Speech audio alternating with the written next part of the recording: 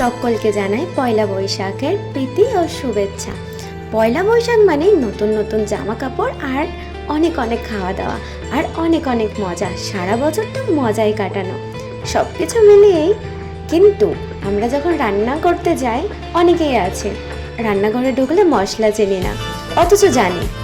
তো তোমাদের জন্য লঙ্কা গুঁড়ো, হলুদ গুঁড়ো, জিরে গুঁড়ো, কালো সর্ষে একটু বড় সাইজ, এটা হচ্ছে 5 ফোড়ন, আর এটা হচ্ছে কালো জিরে, এটা হচ্ছে গোটা জিরে, লবণ, চিনি, আর আছে সর্ষের তেলটা মিসিং, এটা সাদা তেল, এটা হচ্ছে ফরচুনের রাইস ব্র্যান অয়েল, তেজপাতা, শুকনো লঙ্কা, কাসুরি মেথি,